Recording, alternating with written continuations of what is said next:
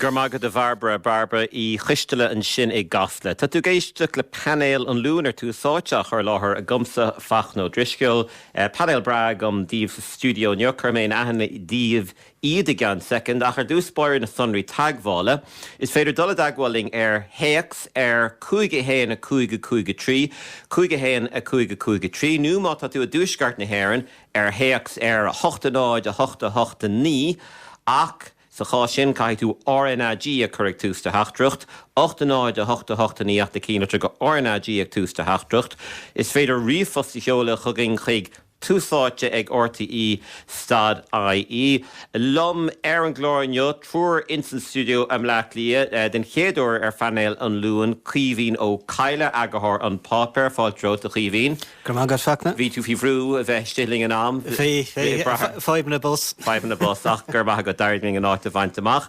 Lum freisin tá ar seanna chara sé sin le rá tá is caroling de fada í héigúil sé sean. Fergus Keane inaltóir carta agus scanan Fáiltróid Fergus. Gurmagad fachna. Agus rís seanna chara agus rís ní héigúil sí sean cuimhin í bhhailí macléin de lí chuman na hhéir an fáiltróid a chive. Gurmagad achna. Nis dúirt uachtaril Veracá Donald Trump gúil sé geistige tariff 25 fan géad a chur airí aluminum agus cruach a thugtarsteach go America as an Brazil, as Canada agus as Mexico a hagan an chuide smúd an chrúcha importáil in America tagan chuide áfach ó réintas orpach. Dúirt sé freisin gúil America can tarifí den level céine ghear gathtír a ghearan tarifí airí Veracá fi láthair. Fergus an dóile go leanaí Trump a raig leis an tarifí an uair seo nu an dearngáis sé siar ag an nóméid déarnach. Ní dólam go leannig sé raig is tócha go néanaigh sé an rud céine is i dhéan sé le Canada agus Mexico. Haring sé siar ag an nóméid déarnach. So bhí sé ag bagart na tariffs agus dhéon si úsáid as an bagart seo ach níor úsáid sé an tariffs féin. So tócha gur bagart atá an seachas go leannig sé raig leo. Now, lean sé raig le tariffs ar an tín, alright, ach is tócha gombeoch sé ró beidir neadar bhfuil sé bluffing an isis mé an ceann seo. A chihín an dóileat gúil sé chur gé lúil sé doíar an uair seo? Well, sin roads tá sé dachar instant Trump a léh a riomh ach rinne sé marga an seachna segata dar nó le Canada agus Mexico an sin, so cábhis céirtá sé ag géirí go féúil an sin son go mé cointna ar chúil ar siúla ar naontas orpach agus America le feiceáil chun scrafeidló na tarifí buint, so bet se spéisiúil fáil amach céir a bheith saon. Cuimhe? Baile fecha an Intleacht gurúsáid sé ná pretty soon, so is tógad tugann sin beganín ama leis agus salúpacht a bhíonna air agus tásúla gom gnáir ó ní heastíon le aine go maiid coga trádála ann nu le héad aine idir an taintas uirpach agus Veracá agus chunig mar i gábhí sa thugta gé freisin, so tásúla gom imlína go maiid cíla gan ann agus Ceir ceapan tú Fergus tá tastal bhaid ó réintas orpach? Well, I mean, bhísigh den Ryan stad seo just níos luathe agus bhí únarm tá America an ceantas na tíre is oscailte faoi láthair. So an man tariff atá ag America ná dó punt a dó faoin géad. I gcomparáid leis an Aontas Eorpach atá 2.7 faoin géad. So tá sé ag teacht ó 6 levéil íseal faoi láthair agus é ardú, so like tá roinn spás aige. Cantas na rudí tárága, rud eile táráite nniu mar dúirt mé, tá ráite tíir big bhfuil tariff atá ag gara tariff áirithe airnga fi láthair agus gúil muidne ag tarifí sníise tá chunar tariffa ardú go dtíon level céine. So má tá tíir éigen atá gara cúig fan géad airnga tá buide an cúig fan géad gara arthú siúd, which is nó chu sin réisiúnta? Yeah, is slite áirithe tá sé réisiúnta mar cheapas ar dús go raibh nach raibh an America có oscailte sin ach I néar na dála ní cuidíon tariffs le acnamíocht le déanann siad cúlú acnamíochta don dáthebh, really. Ní bhíon an bua ag aine nuair a ardaíonn tú tariffs. A credan tá daoine anna an airgáint gur féidir le Trump an tionscail Tithíochta tá scriste America ag an downú gur féidir leis na jobban sin a thuirta rast America tríd an falla cosanta seo thógáil timpeall ar an tír agus an Rust Belt mar hampla na háite de sin na jobban sin thuirta ras. Is féidir leis, sin an time atá is tóca ach just tá an rééis sin imethe really is tóca inis tá an láh an uachtar ag an tí ó thaobh an cruachta agus is tóca nach bhfuil mórrán sean saon an 6 tionscanmh sin a bhealach ras. A chuomhín cénsart curchuige dar leat is córa bheith ag an Aontas Eorpach le Dulling Lech le Donald Trump faoi cuasaí trádáil ar córa bheith cuairmach agus cordúil nó trodach agus ce ceapan tú? Well, sin roads. Dar nó sá analís dhéanamh ar nuirí atá Trump dhéanamh fi láthair. Tá sé gomláin agsúil ó bhí tarifaí ann an óir déirnach a bhí Trump a gúcht an sin ach tá sé óhhaid níos déine tá sé ag tógant an merlthas as an bhealach an sin agus tá sé ddíorrá tá seoigh agus sin é. Tá mar a connic mar daobh Canada agus Mexico, bhí rud ag an taobhhéir de sin, bhí sé géirí na teora nach cosint mar dartha agus dairí leis an sprog sin a bhaint amach. Ach tá rointíní rá in áíire nach fuair sé éonrad mórrán ó Canada agus a Mexico gur rudí iad a bhí gealta acu hanahéin, an chud is smú gur rudí bhí gealtú hanahéin agus mar sin gur státíocht a bhí an sin ach nach fuair sé éonrad sunsa go hún áíire. Se, tá an ceart got an sin ach is dul man rud a bhí ann ná beidir an merlthas nó an choras a bhí ag muilú sin ach bhrist Trump tríd an falla sin mar deireg sé héin ach tá sé spéisiú le feiceáil mar céir atá ó Trump madar le an Eorp. So an bhfuil sé géirí coentas séir trádála idir America agus Eorp, beidir sin an rud atá sé géirí bhaint amach. Cuomh céinteán chuir ceapan tú a bheith ag seothar fad ar hasamh Mheiriceá agus ar stádas Mheiriceá go hidirnáisiúnta. Bes tu go baile fecail agus is tábhah cuimhinn céhfuil asnamh trádála ag na Stát Aontaithe leis an AI mar le hairí tá barachas ann I dtaobh trádáil seirbhísí ar nó seirbhísí digitacha le headí Amazon, Uber, Netflix. Agus tá móna cosanta ag an Aontas Eorpach an uirlis fre coéignú gur curú a bhaim a 53.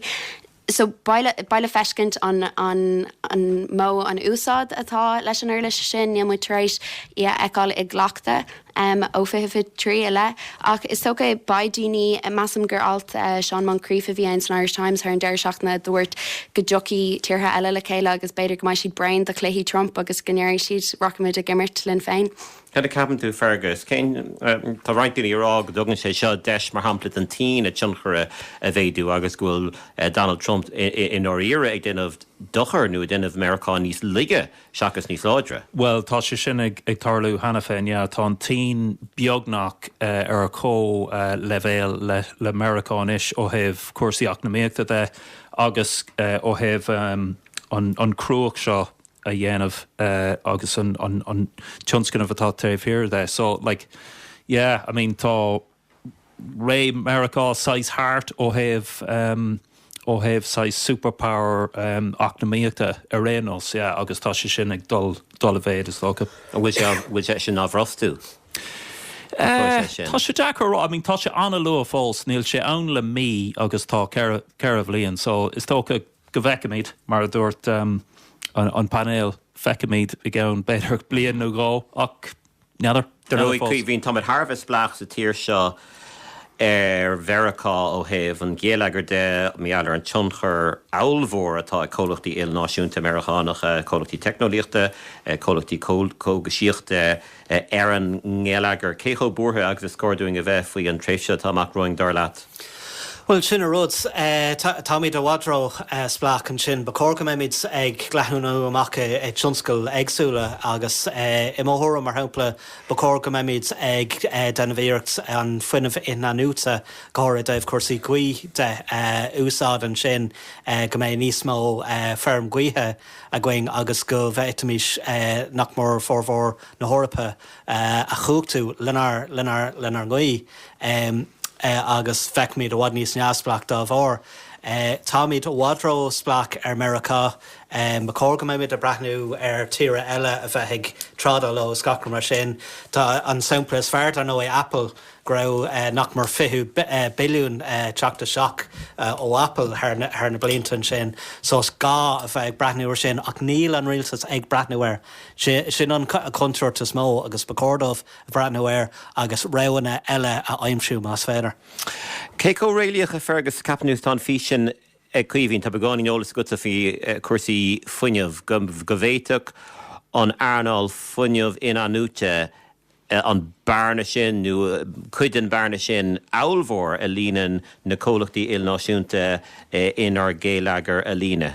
Yeah, tá seansáin áráit agus go mórmhór ggóhéics ábhar go méid é caint méallar níos déanaí Intleacht Shaorga agus taobh de sin tá gáil data centres allmhór a bhanú agus caithigh siad sin an túafás fuinmh áil ó Aite agus beidir leis an fuinmh inad nuata tá going sa tíir seo déit míis iad sin an cóg sin áil ach tá siad anna chum spáideach dar Tá lán dacrachtaí nach bhfuil. Tá siad sin anna chum spáideach. Tá lán dacrachtaí le Feabhra fuinmh gaithe idir cuasaí planála, idir cuasaí daoine a chur na gcuine.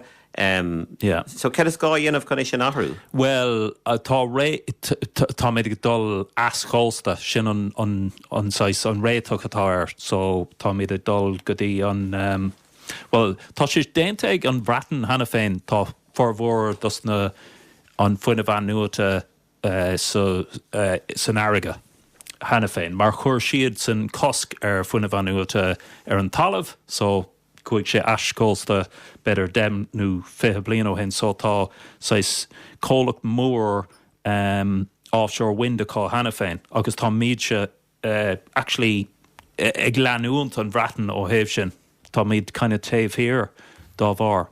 Tá polataí orpach a tris florva thuirt go dúrthaí an taontas orpach as agra láidir agus tapaí má ógraíonn Donald Trump tarifaí nua ar an Aontas Orpach ach deir siad I láthair na huaire nach bhfuil éin foláirimh nó fógra scríofa feite acu meallar tarifaí ar cruach nó ar airí ar bit eile. Tá géisteach panel an luúin is féidir text heola chugging ar 5 héna 5 3 nu mata tú dúsgart na hhéireann 8 8 8 9 ach na cín litre go RNG a chur tús de heachtracht is féidir rifostiolaala go dtí túsáte gortaí stad IE. Tá mid bag is go dtí cuasaí Tithíochta dúirt an tíiseach nó bhíon cuméir gnúirt an tíiseach inné ar radio a hain gúiltear ag macnamh hí deirechar le ceantracha ordhrú cíasa fí dhearan na bliana mar chud a phlean chun is mú inéistíocht an airnáil phríomháideacha a bheala isteach san airnáil Tithíochta níos an neo tá sé tréis béidir tarang siar sin beáin nniu tréis sé heléirú deirt sé ná dúirt sé riamhgráis gon deirechar leis ach bhfuil siad ag scrúdú an chóiris agus béidir ag breanú ar na multaí a bhí ag an comisiún Tithíochta gur chóras sríanta císa de cinál difriúil chóras ar Dr. Císan na tagartha nó reference rents.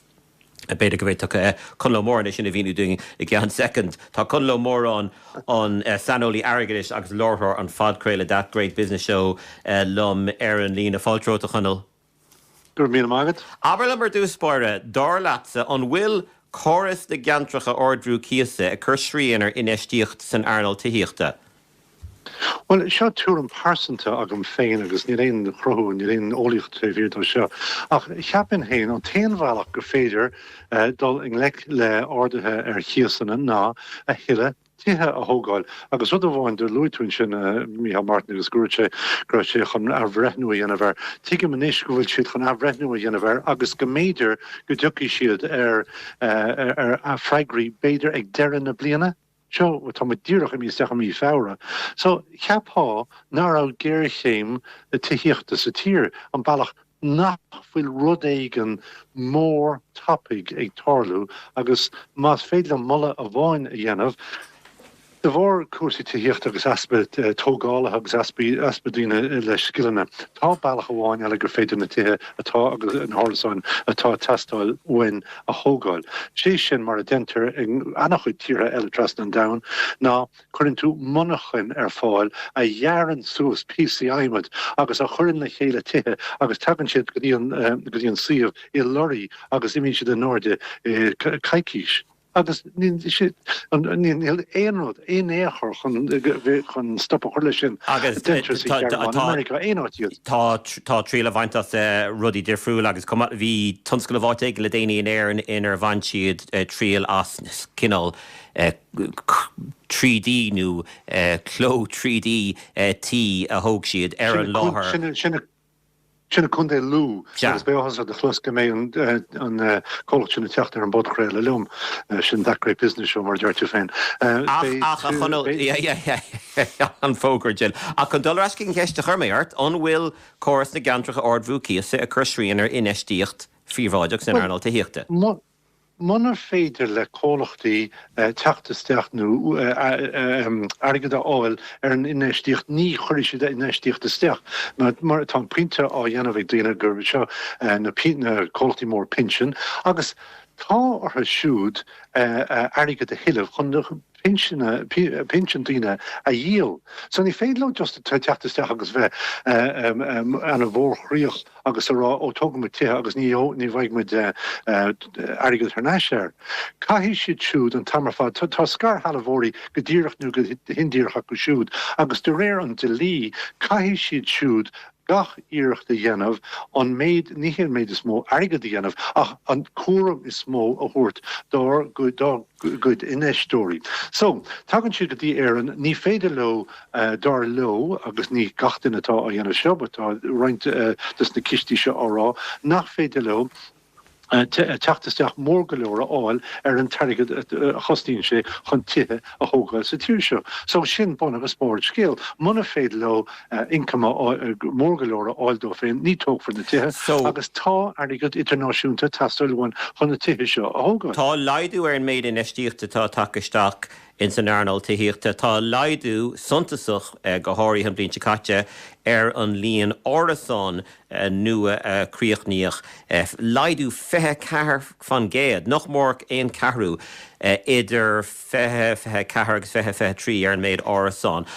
Mar sin an féidling a rád ar leatsa bhfuil baint ige sin le cantracha nó cuid an cúisitá le sin ná cantracha ordhrú císa an neirc tú sin? Tá mé chuna sin rá a rís seo túm persanta níachcha sé éon fíricí atá cheangal an dá rud le chéile. Ach rud na chatain rud é. Éimi siar demlíon beidir cuidir blion agus de bhí mu de lerg de bhí olcarchaína go rah duine a Gardaí go rah árasáin acu beidir há árasáin acu agus go tugu mam and pop landlords ortha. Agus an sin de tháinig na hinnéistóirí móra nach nean feic eile go seo an gnó acu go nean é seo go profisiúnta. Tagann siad siúdasteach agus beidir go bhacaú go léitú le déanas scéalta nó is na nuachtain faoi Adamstown. Agus duine a mu atá cóíonn sin seo le bruchhhaile manacht lia. Agus tá duine atá cóíonn sin a muomh bhfuil siad anna hásta le Adamstown. Agus guess what?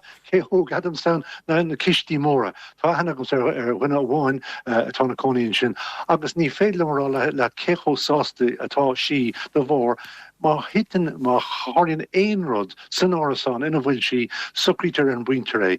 Éonrod tá in masínúine de bhrisin chuirtar an masín nuasteach, etc. Sin de bhór go bhfuil furin profisiúnta a baint leis agus aibríonn sé. So má tá de lerg bailach chun ar bailí chun an ggéirchéim seo a thárú sin ceannach go ná éon rud is féidir na dhéanamh chun na cólachtaí móra Intleachta a bheala isteach chun tithe a thógáil agus chun na tithe céanna mátá siad le chur ar chias iad a chur ar chias ar bhain profisiúnta. Deir reintíní tugann siad crach cistí, vulture funds ar thu seo. tugan roint irisóirí vulture funds ortha agus úsáitir an téirme sé amidach. I mean, níl éon bonús leis. Tá pension agatsa, tá pension agamsa, tá pension ag ana chudíine, agus is airgid pension atá a dolasteach chun na hárasáin agus na tithe seo a hógáil gomininic, ní bháin, but gomininic.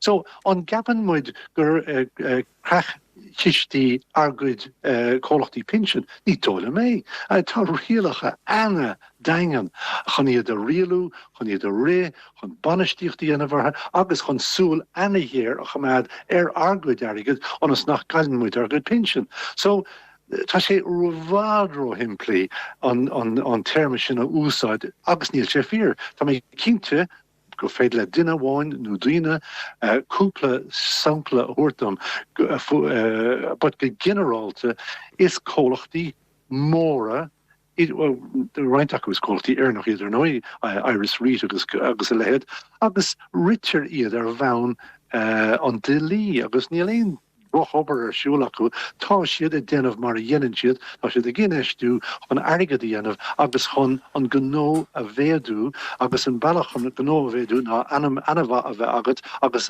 fistach an nó a bheith agat agus job anamha a dhéanamh. Cuimhe deir an fanlam conal muna bhiste leat cuimhe deir an Tithíoch hála an caintseo I ggóhaic an Tithíoch go rá gúil gá le méadú mór ar an inestíocht phríomháide go taach sa mar go Tithíochta ní féad leis an rialtas é seo ar fad a dhéanamh ling héin camad a bheith réalaíoch faoi agus in san cóhaic sin go raibh sé tarlaí. So ce deirteachtas leis an airgóint gohfuil choras de gantracha ordhrú cíos sa martá sé fi láthair chur srían ar inestíocht san airnal Tithíochta agus mar sin bhfuil an ghéarchéin Tithíochta I dul an olcas meallar sin. Well, is soca eintóin le conal is feib éileh agus sa láthair atá ann agus níl an sa láthair agan. Ach I déobh an cheist seo is féidir le rud bheith omláin I dacha leis an tlí agus fós go sé sóraach agus nachrod. Ma agus is tócha is asaon tú idéolaíoch a bheith agam leis an argán sin. Ma ecinn tú tithíocht mar chrácht dara nó mar ráid gur cheart inistú ann ar bháthas brabús phríomháideach agus bí mis soléir faoi ní chun lesan na pensionóirí iad an inistú is a tithíocht agus tuigim gur gá inistú éigen a bheith ann le pension agus ar lesan na cólachtaí mór a pension seo agus ar lesan brabús na scarcheall mhórí ar fad na cólachtaí sin agus feicimid le Iris Reid ar maidin gur ógréach go raibh buach faointe scarna acu an gréis siad ag buach faointe le 8 bhíonús agus gur fás ceir fan géid tugadh ar thu ar maidin. So ní tuigim nach go le airí le ORPZ as in níl le gairí le an sprocóint amach tá daoine fós híos leis an gcíos tá 5 uair agan ach tagan sin tuisc an aibatá agan le ceistan sa láthair nach go le nóhain tithe agan. Ach just nach ein rud rá ag conal ná go bhfuil bainte an dá rud I chéile go bhfuil munahfuil inestíocht agus an Tithíoch freisin tá sé rá cahamid níos smúth an méid inestíochta atá I meisteach san airnal Tithíochta tríéis dul a leid cahamid níos smú inestíochta áil san airnal Tithíochta chun méid Tithíochta tá thógáil a bhéadú agus mar sin cahamid a dhéanamh níos mealtaí do rií inistú chun an méid tithe tá átha láthair a bhéadú. Ach mar luú a cuihín níos luúa tá 20 billiún agan in ar gúilpóca mar hir. Ok, puinte an bhá. So chunal mínig dom. Bhfuil cúise be deir an Tithíoch ní féidirling é seo ar fad a dhéanamh muid hain. Cén fá nach féidir leis an stát é seo ar fad a dhéanamh. Cén fá nach féidir leis an stát an 20 billiún an 40 billiún sin a thógáil agus é an eistú a cuasaí Tithíochta agus gan a bheith bra ar an airnal phríomháideach. Well, sure, cuasaí dólach a rís mar a luachchan sin agus an é job an stát a bheith tógan tithe. Ní tóla mé. I mean, tá sé sin omland í chéile. Cén fá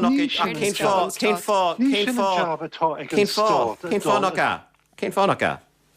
An gapan tugur sin an job cin fannach nimín siad a déanamh babógínú, cin fannach nean siad carní nach rudháníos benúsí nach rudháníos benúsí é tig agus díana os cion den chligan. Agus an bannach chuna sinna dhéanamh ná furin le skill na níle furin éáit tá sé de glór dus na forbróí tá ann furin le skill na áil. Agus má cheapan tú gur féidir le an réalta seán réaltas cuihann leat chahan na billiún chuann siad a mú na billiún lena go tugraí tógála agus níl éon cheangail idir an rialtas ní cógamach is chun rialú a dhéanaan an rialtas ní tógáil a dhéanaan an rialtas. Ach fan second, is rudháin érán ní cór ach ní hiigem cin fágan ar géine ní cór ach an ceiste tá ann ná ach an sin dúirtú rud ag an eile an é atá rágat beidir nachhfuil an rialtas go maithaige é sin airgad níos láidre an é sin an rudtá rágat. Ní dólam good job an rialtas é ní céim fá an dóile nachhfuil an rialtas ábalta dhéanamh go héfachtach an é sin an pointe. Well, bhfuil na skillne in san rialtas chun tithe thógáil. An alturí agus iniltóirí iad ní ha. Ní sin a dhéanaan rialtas, déanaan rialtas rialú ar hir. Ní bhíonn siad a tógáil, déir siad le tógáil. Bíonn siad a tógáil. Is a gcónaí ach fan second a gcónaí thógan stát tithe. Profidí a dhéanaan cólachtaí pension. Guess what? Cé dhéanamh na profidí sin.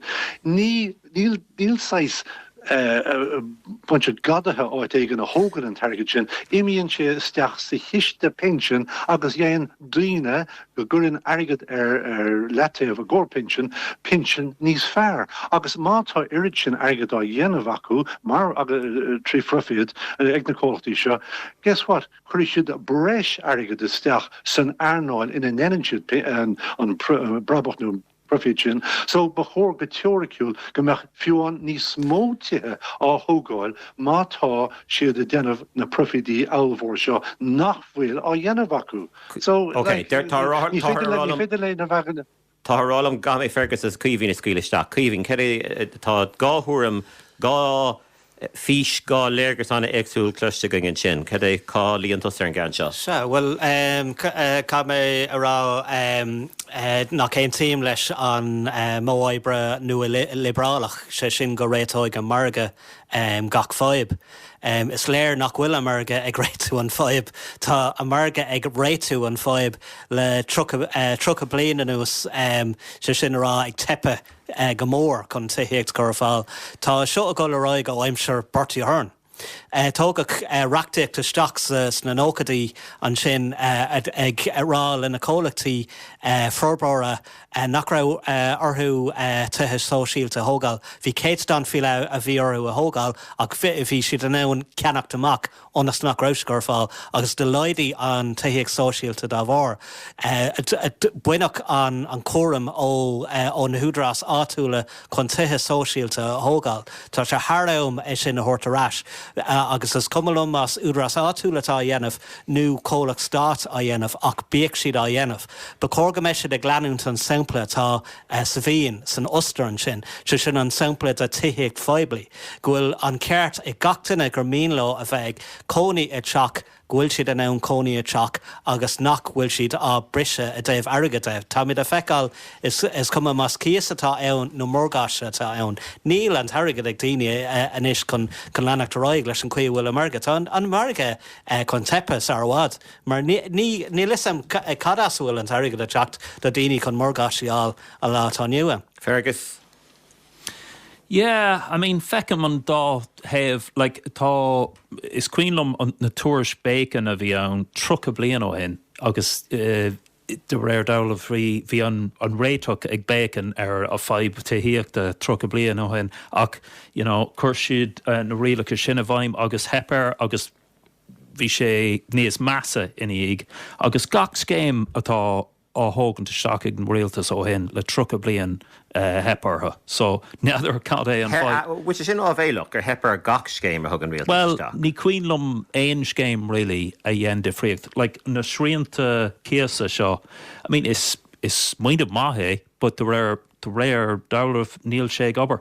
you know, so Tá sé gobar dass na daoine gúil sé cumad na chuirsíonar na gísna dó. is tóca, yeah, tá sé gobar dó ach daoine atá ag teachta stachar dús is tóca nach bhfuil seansa cá brise stach.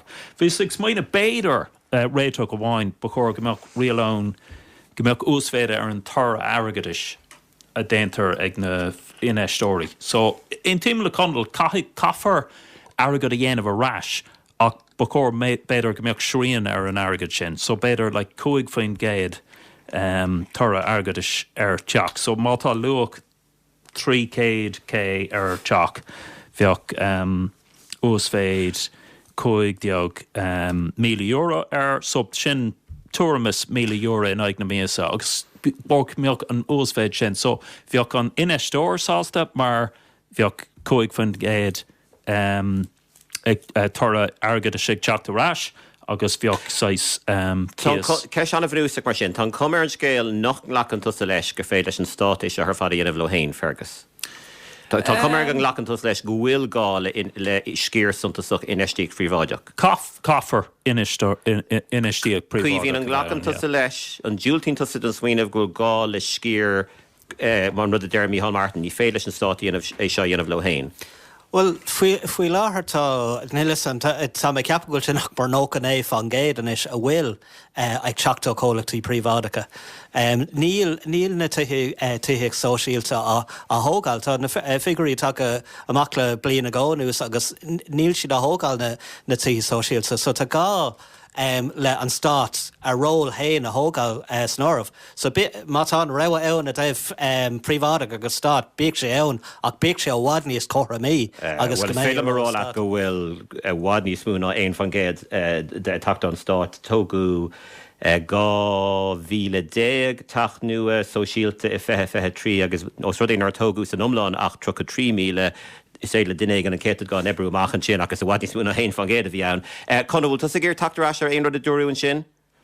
Well, bin an sin an tríú chuid. I mí reiscadí an teachtasteach má luhan sin chuig fin géad. Cin fága gurach aon den a strótha féin inéisú dhéanamh agus man bhfuil siad ach chuig fin géad áil. Is féad dul agus bannaí rialtais hasna a cheannach gar le chuig fin géad. Gan donamach agus lá eibrí dhéanamh, gan faici dhéanamh, just an airgad a chur in a líon sin.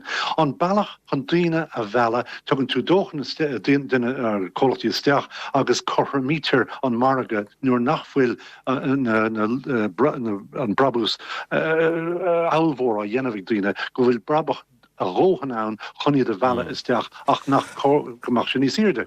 An téan bhealach an doling leis an rud seo ná tithe a thógáil agus conas go féidir na tithe a thógáil I mí rais go dtí a bhonachan. 8 monachan a molúdom go a chóirgamach an, tána cólachtaí idirnáisiúnta ann a dhéananéis seo. I mean, agus déta fi caafar na monachan a thógáil ar an chédal síos. Bhfuil rud éag ag stoppe, fan second, bhfuil rud éag ag stoppe na Feabhra a dhéanamh seo fi láthair? An realtas, cofuil an realtas an seo, nach sin rud éige le déach si bheith déanamh. Na á bhola agus á bhela isteach chun gomach sé seo ar siúil. Agus níle sagam go dtíoch ní altar mé ach maidir leis na rialacha chun a chinú go bhfuil sé anna éascí agus anna inghlácha go tógtar na tithe ar an bailach seo. Look at na Germánig, tá sé túúsásta cóíonn na tithe seo, tá rud éig an aitfuin mar riine nach bhfuil brú a chur orin agin ar an rialtas nó ar daoine eile tithe a thógáil amach. Ok, agus sonrach maidir le sríonnta cíos a sulas scuile méid. Tá mé ggéirfáilte amach an féidirling talamh comúnta aáil idir an dáhéamh, mar an rud a bhfuil an comisiún Tithíochta an bhíonn se caite, níor bhfuil siad fáil réile sríonnta cíos ar fad. Dúirt siad se na ceantracha ordhrú cíos tá séad chur nílte sin ag ebrú tá sé duineh dochar de inéistíocht ach níor bhfuil siad fáil réile sríonnta cíos ar fad, bhfuil siad choras difriúla tá bhaime tíre eile choras cíos na tagartha a thugtar ar go banúsachtar mar hiigam bheoch an cíoscúil cadictír na talún a legan bheochsáis nasc idir agus firgnamh eile den cinál céine in san ceantar eile. So bheoch beidir brabús ní fearrta hir ní talún ach ní bheoh cadicú a rá rud a dhéanamh. An é sin beidir an sí an tosaigh a chonal? Má cheanning tosa tí go bhfuil cadagad a rá rud a dhéanamh leis tá. Sin de hiig. So, can fónach mach cadagad. Now, leistig de rialcha agus leistig den de lí.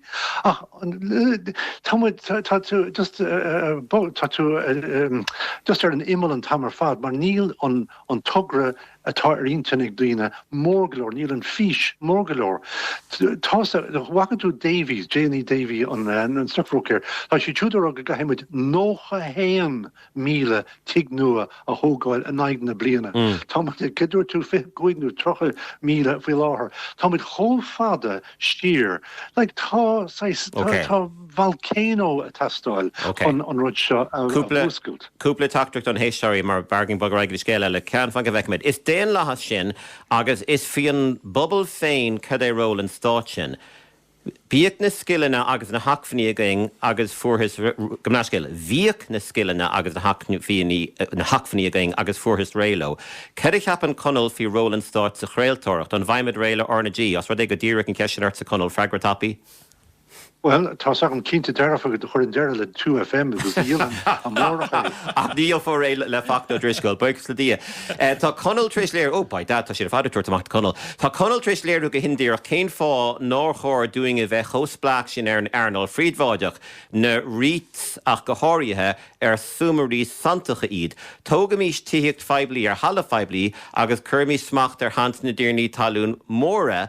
Déir duine an eile a achna, 300 méadar ó a hasan seo in Munich tá Stadtbau fergan of Carach a chursús cúplacéad orasáin. Tá na hásan seo ar tógáil ar son daoine atá obair do bhaile München, Múntóirí Gardaí, Efficaigh, etc. etc. Beg de seomraí seo ar fáil ar cíos na féráilte. Tá na feibhna céine seo mar sa bhaile.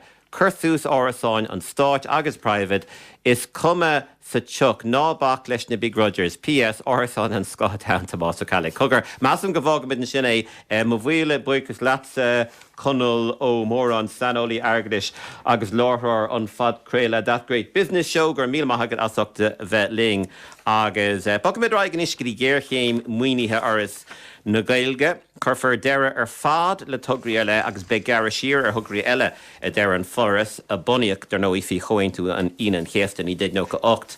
Cíhín tá bainteag an bhaib seo nach bhfuil leis an struchtúr muoinithe trasteoir natá ag first na Gaeilge an bhéid fáid sin a bhíúdas na héistóirí le dal. Sure, go dtíirc.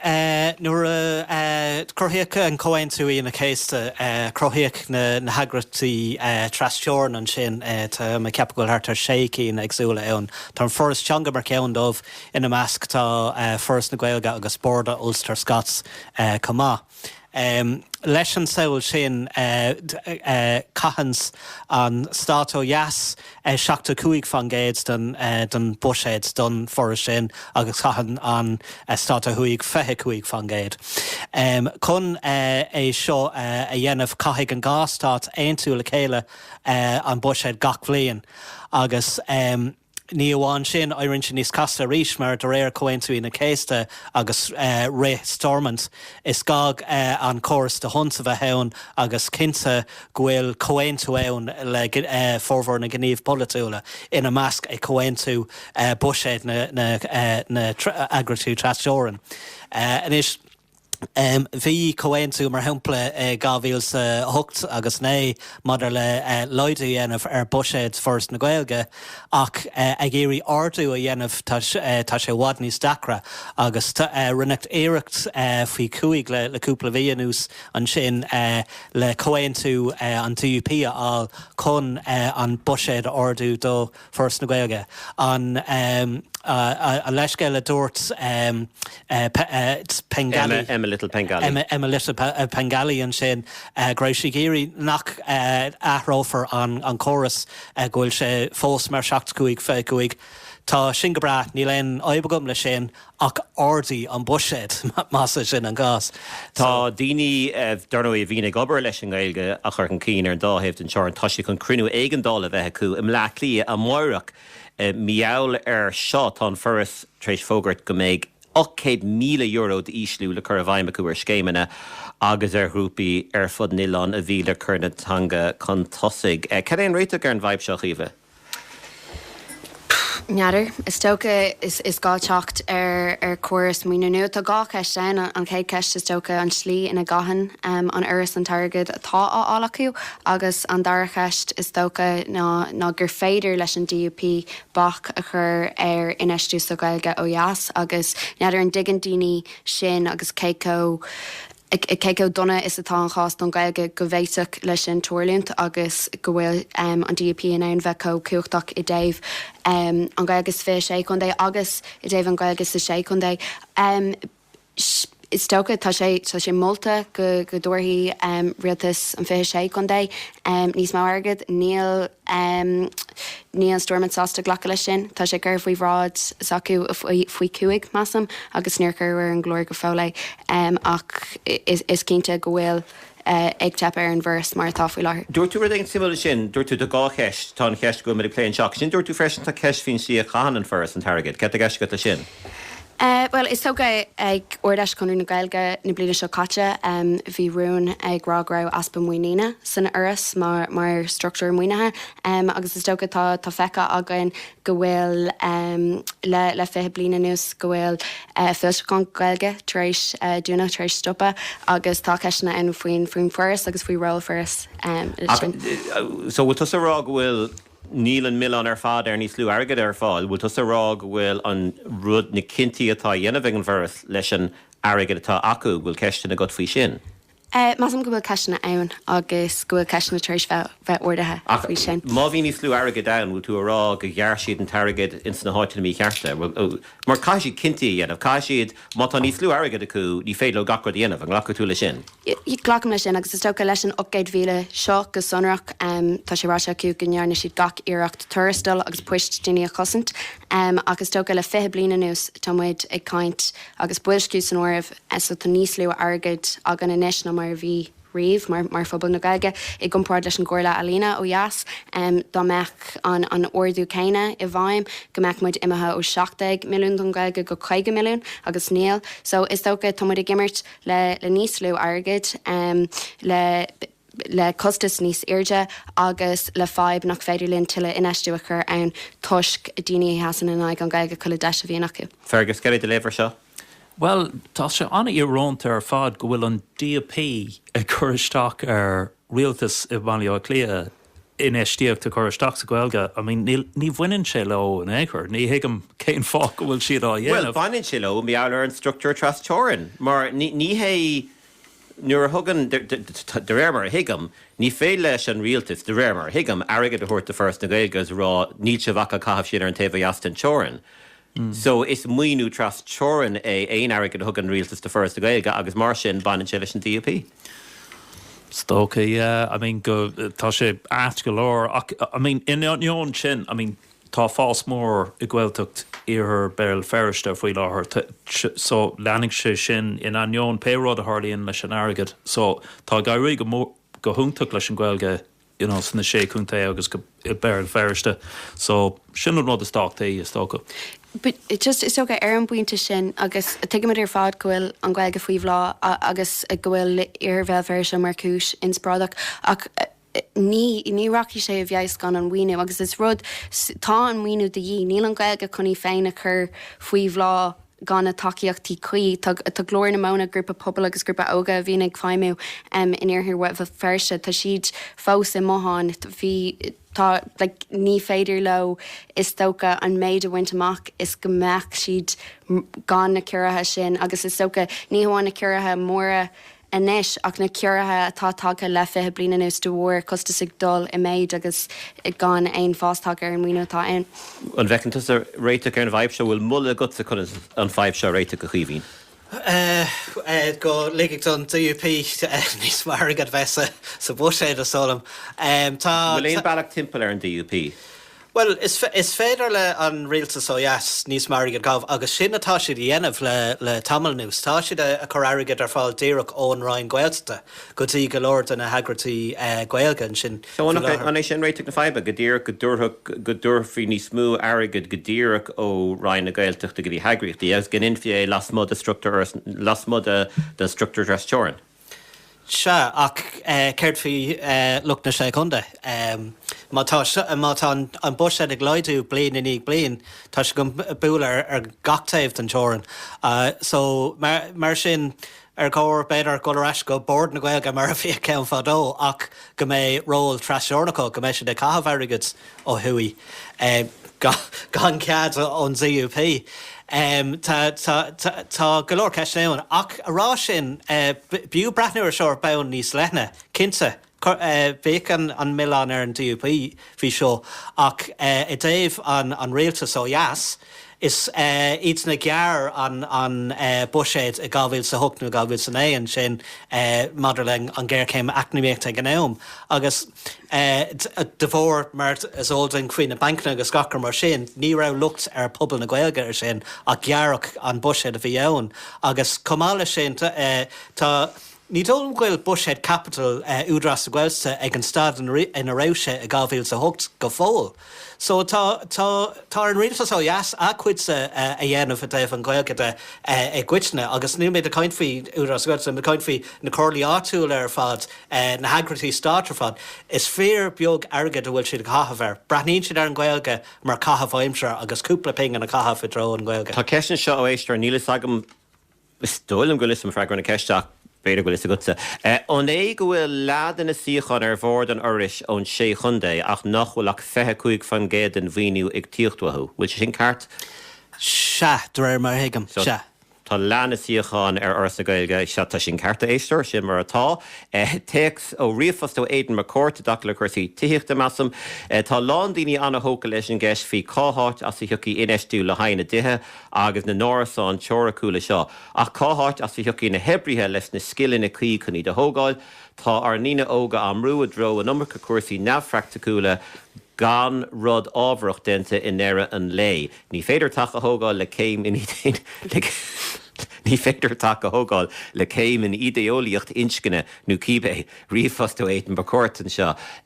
Cacarlór sin tugann sé sin mid measam go dtí deire an chlár agus má bhíle buchas leis an trúraga bhílam ar an banéil an sin clíomhín ó Caile agus thar an pápar fergus cín inaltar carta agus scananóir agus cuimhe ní bhailí macléin de lí le de lí chuman na hhéireann. Má bhuichas freisin le Ingus ó Luchlan a léirigh le James Feeney a bhí man foiime le sílan í bheaglaí a bhí man renúachta beag Anthony O'Connelling in díana bhógraí leis na scéaltaí sport. Be mis ras de mórach leis an banéil idirnáisiúnta agus scéalta mór an lei. Go dtí sin ná duine í darmid gur scá chéile bharmid.